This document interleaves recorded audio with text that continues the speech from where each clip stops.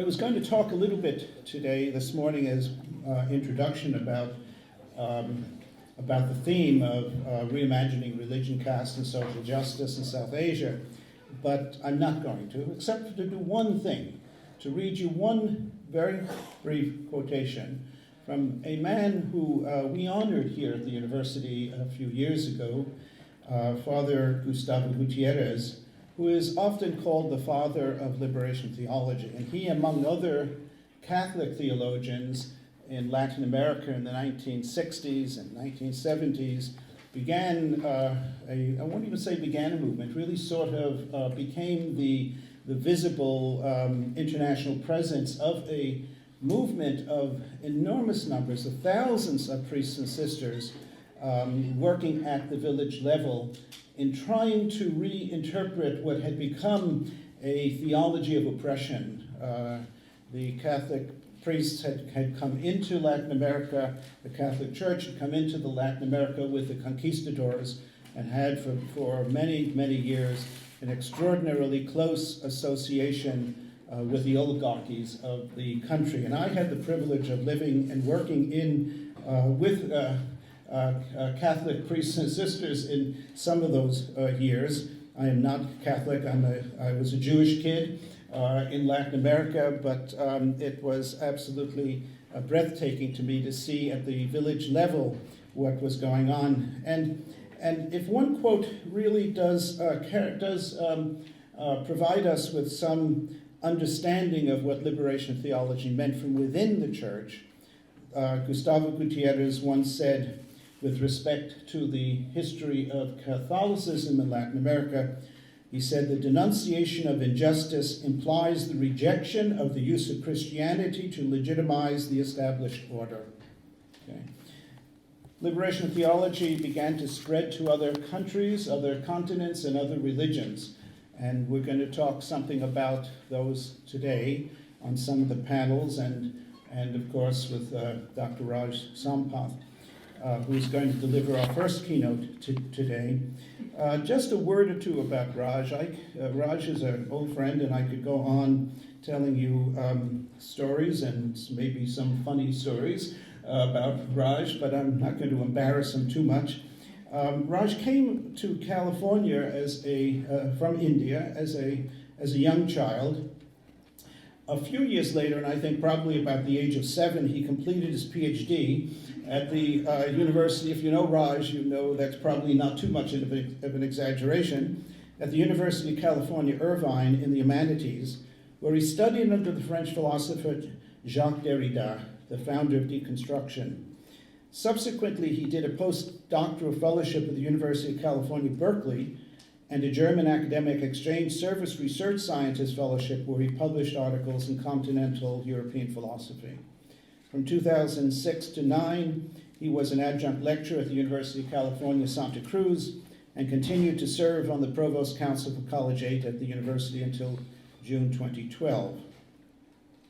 His current research interests and disciplinary expertise include 20th century Anglo-American and European moral and political philosophy, theories of modernization and social historical change, epistemology, and the sociology of knowledge and comparative religious studies, and comparisons of Western philosophy and traditional African, Indian, and Chinese philosophy.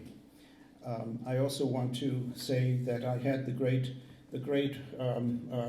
joy and privilege of first meeting Raj when we both worked with the Google Foundation, what was known as google.org, and that was the beginning of a beautiful friendship. Raj is one of the co-founders of our Center for Global Development and Sustainability and is the lead investigator on our work on social exclusion. So with that being said, Raj, please come and talk with us this morning. Thank you.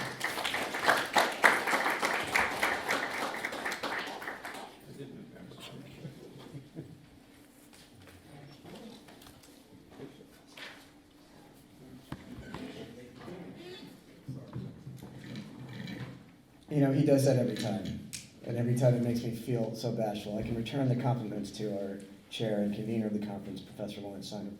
Thank you for all coming.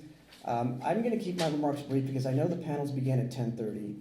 I really want to engage the audience in discussion and conversation. So what would have been a 40-minute talk is too long. I'm going to keep it to 20 minutes. There are 3 or 4 parts to my paper. I'm going to shut this down for now. I don't have a PowerPoint. Most philosophers have yet to learn how to do PowerPoints. We still either pontificate or read from the text. I'm going to do neither. I will bring up the screen when I introduce my thesis and my conclusion. So when my main point that I want to make in this talk, I want us to focus on that text and then the conclusion. But other than that, I'm going to read from some notes, or actually not read from some notes, but extrapolate from my notes for about 20 or 25 minutes. I'm going to talk about religions, the relationship between religion and morality, human rights, the legacy of Ambedkar, and the path forward in terms of the annihilation of caste. So those are the basic parts of the paper. And like I said, each section will be brief. There'll be 2 moments where I'll bring up the quotes. So let me just bring up my text. And we can begin. Okay, the title of my talk, The Unthinkable, Why the Justification of Caste Requires Discord Between Religion and Morality. And I thought to myself that when we canvass the world's religions, we often think that they have been around for a very long time, the ones that are still in existence. They're very large, they reach a number of people. And we just assume, everybody assumes, that they have a moral basis. Some things are right and wrong. Some things are fair and just. Some things require that in our humanity we treat people with respect. Some profess love as a doctrine, as not something that we feel emotionally, but as a social compact. We think that religion and morality, they're married, or they're, like brother and sister. Meaning there's an innate symbiosis between the two. Perhaps they're one. The early 20th century, late 19th century sociologist of religion, and one of the founding figures of sociology, had a different thesis. He tried to challenge the contemporary moment. He said, what if all the current religions aren't what they seem to be when we look at the history of religion? Perhaps there is no date in human history when any of the religions were born. It's too far back in time. You can believe certain figures, Buddha or Jesus or Moses, appeared at certain times. We can't verify this historically. So let's assume the birth of religion doesn't have a place in history, but that's what makes it beautiful. It transcends our humanity. Because all I can say is that, look, before the birth of the world religions, what he meant by primitive, we don't say those terms now, but in the 19th century he meant before he recorded history, those peoples outside of history, peoples with an oral tradition, peoples before the dawn of the existing world religions, Judaism, Christianity, Islam, Buddhism, Hinduism, Confucianism, Taoism, and the newer variations of those. And he asked, what if that early human being saw someone go to sleep? They're sleeping. We all sleep. Many of us dream or have nightmares when we fall asleep. And he thought, maybe the early humans thought that if a body doesn't wake up and start talking about its dreams and nightmares, it's still sleeping. So there's a living soul inside that sleeping body. They didn't have a conception of the dead. So we that are watching this body that doesn't wake up still have to take care of that dead body. We have to feed it. We have to build rituals. We have to ornately adore and protect. Because there's some human being in there that's still alive. There's no concept of death. So that's one of his points. The other point is that there's no real religion unless you have a distinction between the sacred and the profane. Sacred is holy. It's pure. It's protected. It's shielded. Profane, demonic, evil, ugly, impure. Pure and impure distinction. Dead body. Soul is born in the dead body. Soul must be kept alive. So, in essence, Durkheim was really the first to show that there's some basic sociological a priori features that have to exist in many of the world's religions. For most human beings, they're not scholars of religions or sociologists of religions. They ask, okay, why are there religions? Well, they try to answer some of the deepest aspects of life. Why were we born? Why do we live? What are we doing here? Who put us here? Why am I alive right now? Why do we die? Why does the movie have to come to an end? I watch a movie, the person dies at the end of the movie, but I'm still alive because I'm watching a movie. Hey, we're all in a movie. Your movie's going to end, but you don't want to think about it. Not today. Larry's movie goes on for a few more days and a few more chapters. But what happens after death? Tie that back to the sleeping body and the pure and the impure. From time immemorial, these questions have yielded different answers by different cultures and religions at different times. I say there's a distinction, along with many others, but this is my summation. There's a distinction between religions grounded in moral systems of normative assumptions of what is right and wrong. This can vary from culture to culture. Don't eat beef, don't eat pork. Different cultural systems have different prohibitions. What's right, what's wrong. So there's that, religions and moral systems, right and wrong, but then perhaps there are moral systems grounded in human rights, as defined in the mid-20th century. One such model is that of the British philosopher Henry Shue. And if you haven't heard his name, he's been very influential in shaping a lot of the UN declarations of frameworks, at least the philosophical thinking beneath that. And he wrote a very seminal text in the early 80s, Basic Rights. And I'm going to bring up actually his quote here at this point so we can look at it together. And maybe I can bold it. So I can, these new things here, bold. And I call this his equation. I don't want to reproduce a 300-page text, but I want us to read it together. You know, when philosophers write, they don't say things simply. They put 15,000 different concepts in a single sentence, which is what he's going to do here. I'm going to try and break that out for us as it relates to caste and Hinduism. I believe there's been very little work done on the application of Shue to the deconstruction of caste. What does he say? A moral right provides the rational basis for a justified demand that the actual enjoyment of a substance to be socially guaranteed against standard threats. There's so many parts to that. Let me just use an example. I'm an African American. I don't have the right to vote. I'm demanding the right to vote. It's a justifiable demand. How come you get to vote and I can't? It's rational. What's so irrational about wanting to vote and having my interests be represented in the government or to be protected? So I'm demanding that. The moral right has that rational basis and justification. I can't just declare the vote, don't put it on a paper and hand it to me, or don't wake up and say, hey, yeah, now you have the right to vote. That happened after the Civil War. I need that to be protected. I need social institutions to protect my new right against any standard threat. You need all of that in terms of moral right. I'm going to get to my thesis about Hinduism and caste eventually. We said religion grounded in morality, but right now we're talking about the moral basis of rights. Okay, well, there are three basic moral rights that every human being should have. I don't care if the UN Declaration of Human Rights in 1948 says this, or the Constitution of the United States says this, or the Constitution of India. Let's just get down to the basic needs of a human being to maintain human dignity. Subsistence, someone should have enough to live. Water, food, shelter exists. Subsistence, sustain yourself over time. Live. Security. Who wants to get hurt? I don't want to walk out that door and someone hits me on the head. Maybe some people want to do that. But who wants that? Liberty. Culturally relative. The liberty to take this step. How about the liberty to enter a social space like a temple? Those are the three basic rights. Now, Shue can say you can add more, but I'm starting with these.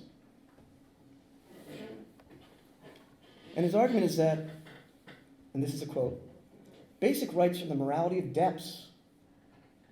It's a line that no human being should go below. Not human rights. A basic right is a line that a human can't go. It's that basic right to human dignity. And his argument is that people are going to start asking for rights. The right to vote, the right to be free from discrimination, the right to a fair trial, the right to fair representation, privacy, to be equally protected under the law. You can't have more equal protections than me just because you're white and I'm not white. You know, we're going to ask for a lot of rights, and that's what's been expanding. in democracies. In India and many South Asian countries claim to be democracies. But some things are necessary to even be capable of articulating those rights. And for Xu, those basic foundational rights that you need as a human being: subsistence, security, and liberty.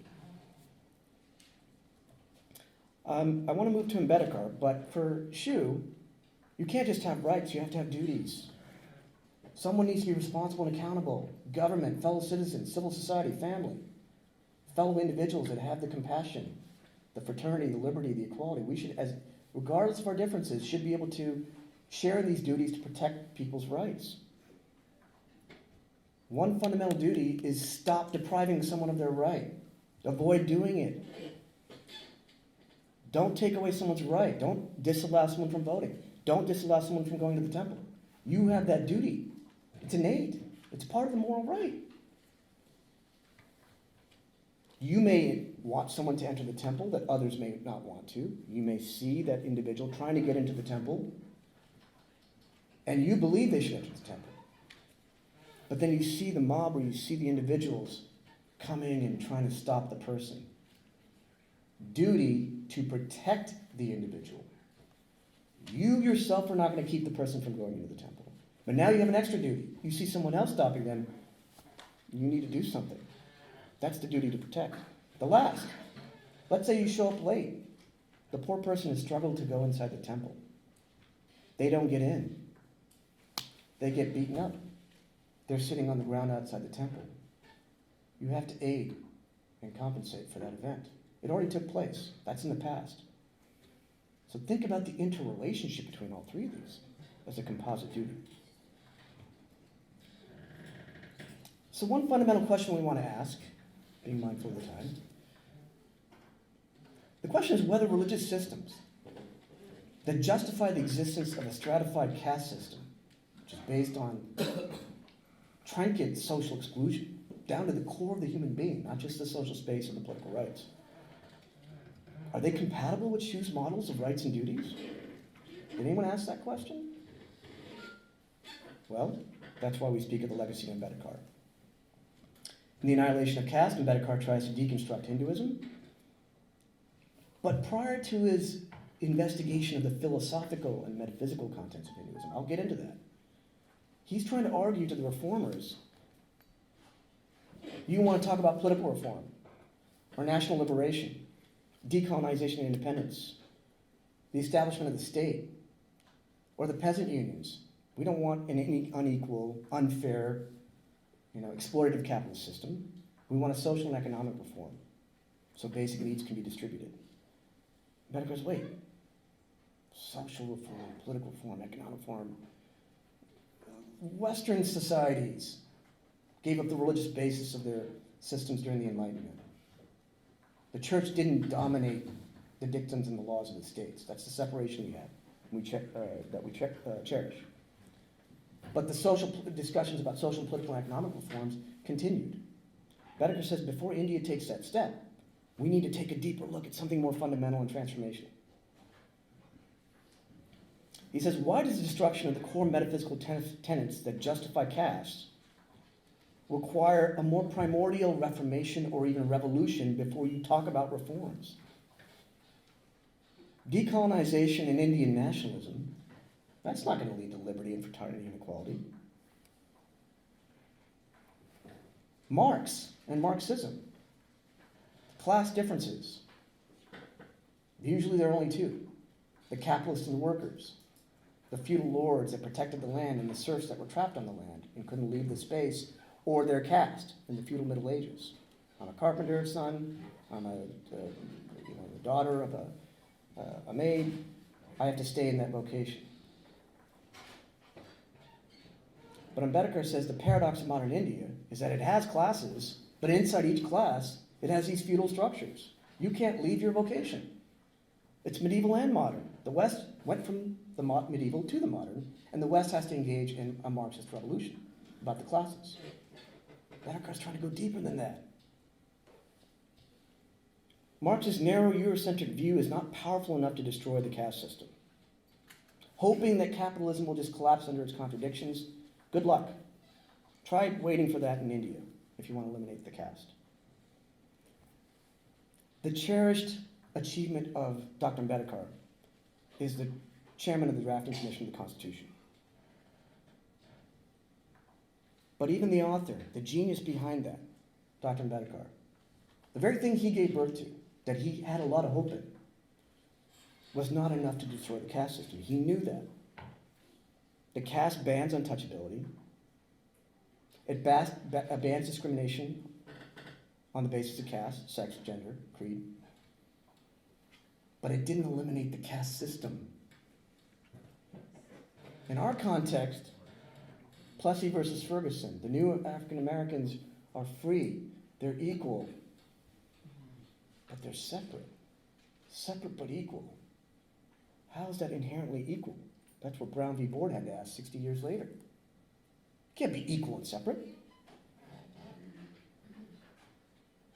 They had to overcome that. And that's what the civil rights achieved, which now is under attack, or has been persistently over intergenerations. So I'm not saying any culture has a particular solution. There are different complexities. But in the Indian context, how about that basic step? What's the point of eliminating discrimination on the basis of caste if you can't get rid of the caste system? Don't proclaim equal rights and still maintain separate but equal. That doesn't make any sense. That was the Jim Crow. In other words, we have not gone far enough to eliminate the caste system from Indian society and culture. That is the fundamental question. Perhaps this applies to other South Asian contexts whose constitutions are considered democratic. And throughout the conference, we will talk about that. Other South Asian contexts, other religions, the proliferation of caste in those systems. We can't conflate this into one space. So this is my thesis. We have to return to religion. We have to return to the fundamental roots of Ambedkar's inspiration. The man studied philosophy and religion. You appreciate his genius in constitutional law and economics and the liberation movements and the debates with the founding figures of the country and the Gandhi-Ambedkar debate. But we need to return to what he went through as a human being in his own life, leading up to the conversion to Buddhism. We will explore these themes in this conference. The complexity of religion, caste, social change, social justice.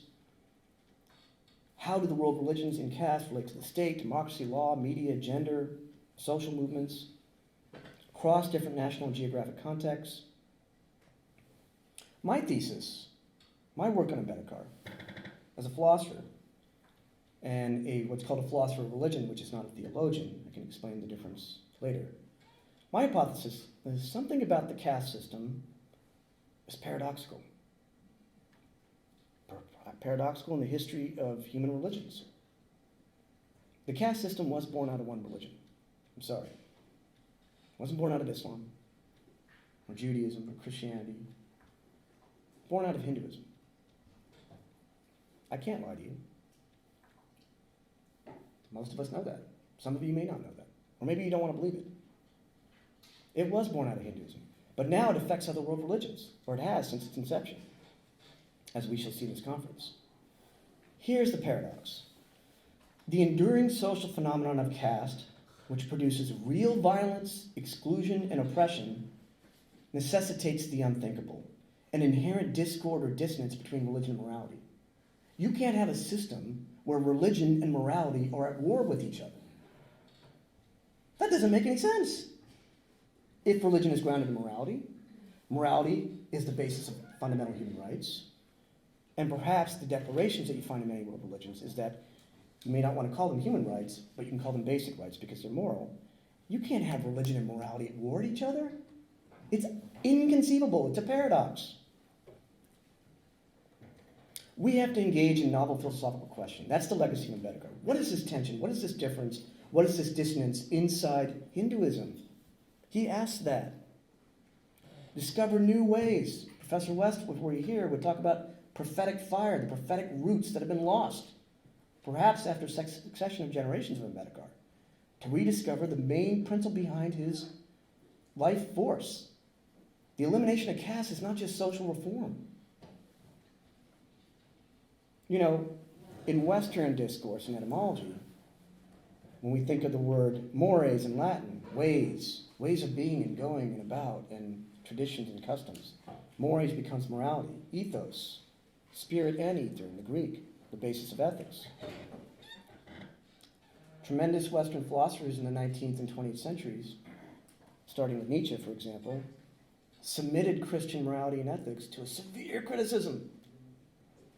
You want to believe in good and evil, good and bad? You think those are natural distinctions? You want to believe in doctrines? I'm going to show you that in history, sometimes these norms about good and bad and sacred and profane and pure and impure, they're arbitrarily constructed. I'm sorry. No human being invented those. They can shift in history. You are trapped in that system of thinking. Hey, how about you question the values of those systems? Why don't you transcend them? Why don't you try to replace Christianity, which is his task? That's his context.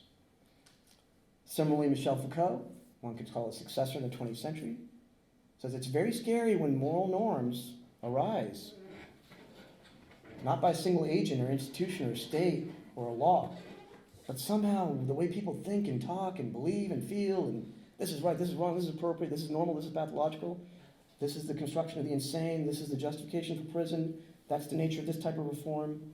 Yeah, we're all trapped in society. We're bungling our way through and trying to do what's right and just and fair.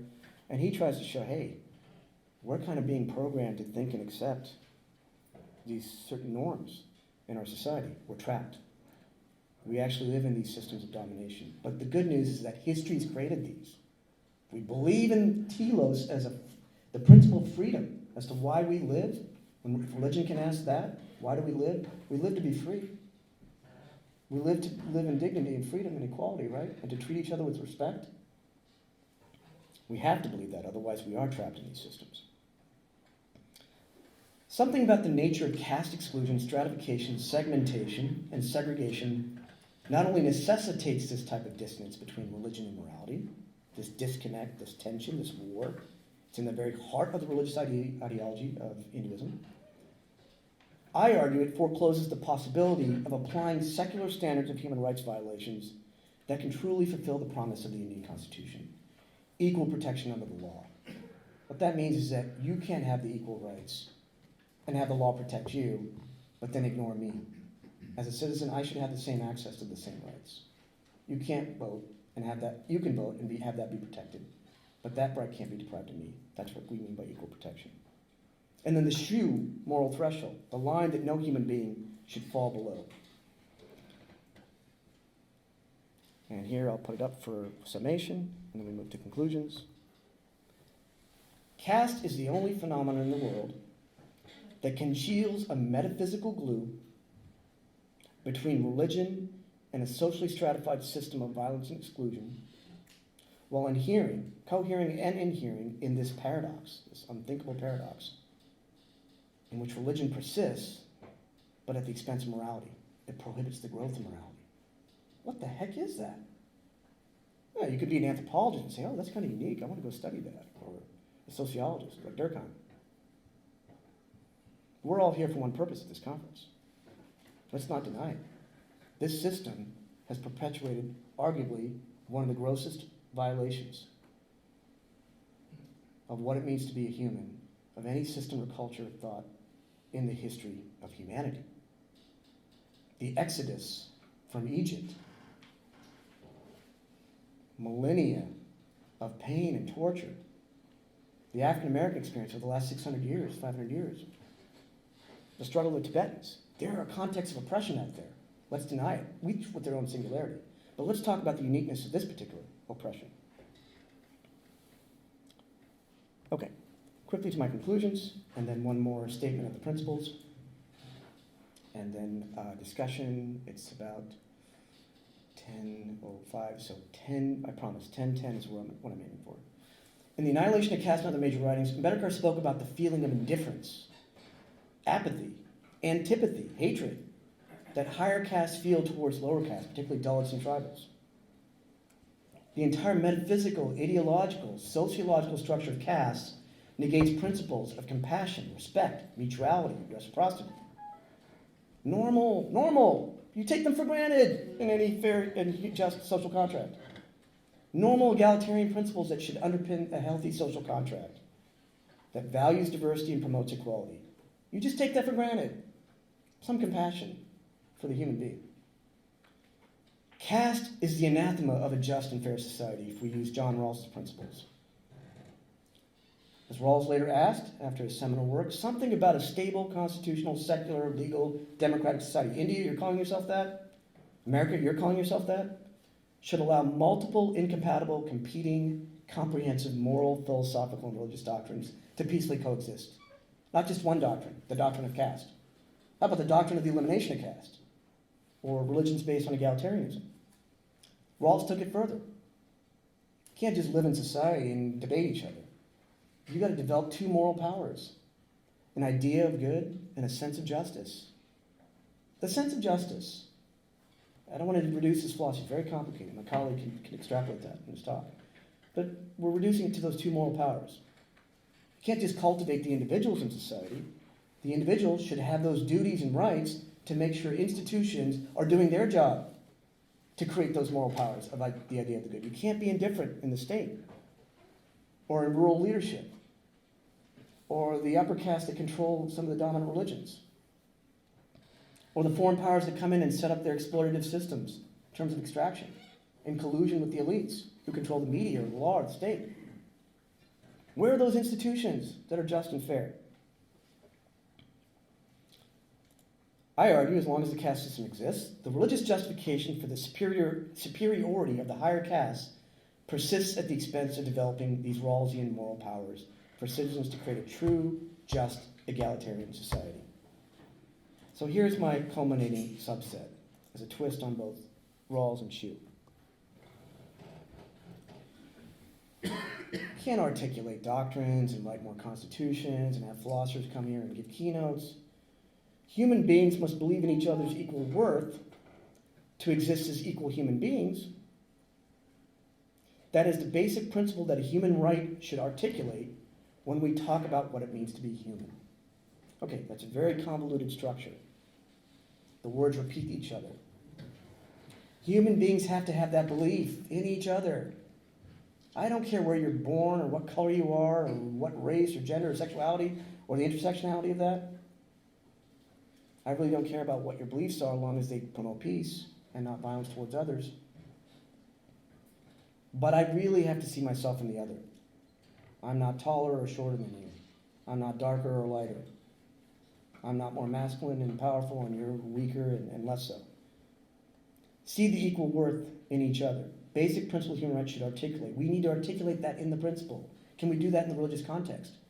I'm daring all of us in this conference, in the South Asian context, and those of you that are within Hinduism, within the Hindu context. Caste is the opposite of most moral systems because discord is sown in the very relation between religions and their real aspiration for social justice.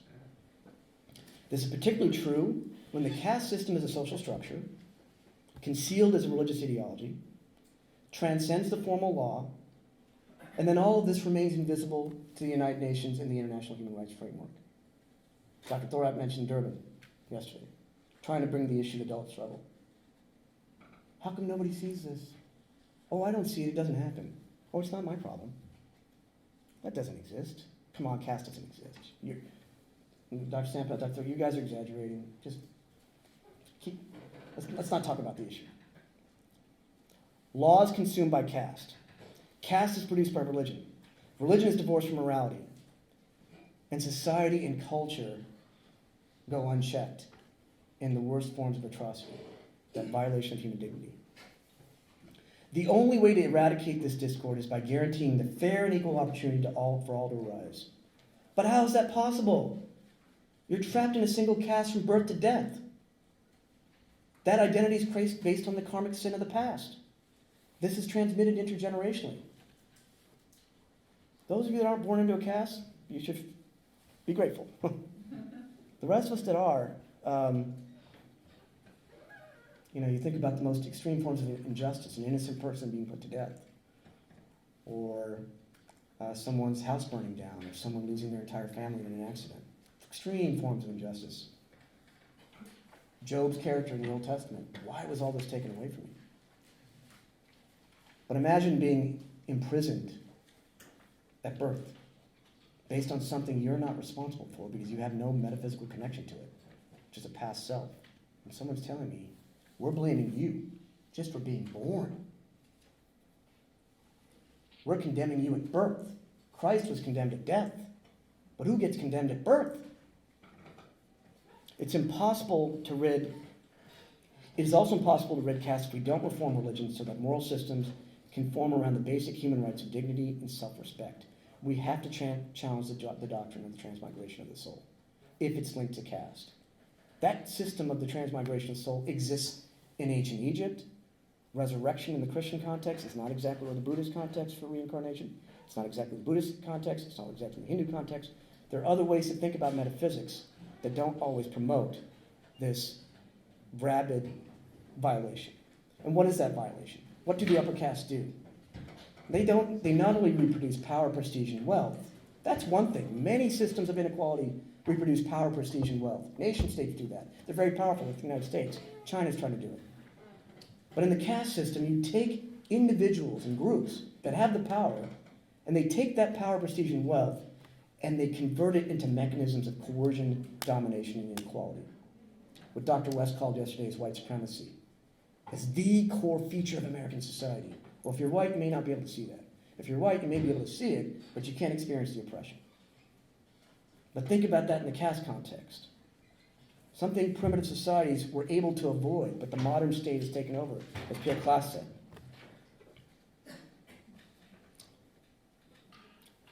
In today's Indian context, when a democratic state is supported by right-wing nationalism, and its reliance on caste as the basic anatomy of society, when that system enjoys the ambivalence of its own constitutional framework, unconcerned with human rights violations, that's when all of us have to seek the deeper roots. We got to go back into Ambedkar, not the legacy of Ambedkar. We need to start the battle again. That means, once again, understanding the fundamental relation between religion and culture, the theme of the conference. This is where we must now turn to explore the new philosophical critiques of how religion justifies what I call the inhuman or the unthinkable, when religion is in complete discord with morality, as opposed to founding religion on morality, promoting beneficence that promotes true equality and dignity. It's the unthinkable paradox that prevents this eventual secularization of moral principles from being grounded in universally recognized platforms of human rights, equality, liberty, dignity, freedom of the individual to reach their full potential.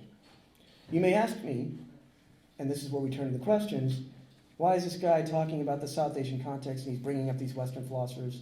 Who's this Rawls guy?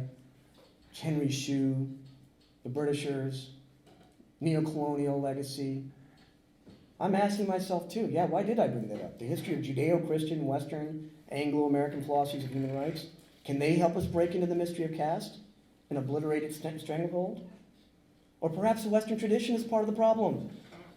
It's inadequate. It wants to globalize its principles. We, this group, others like us, we have to seek philosophical critiques embedded in the religions in the South Asian context.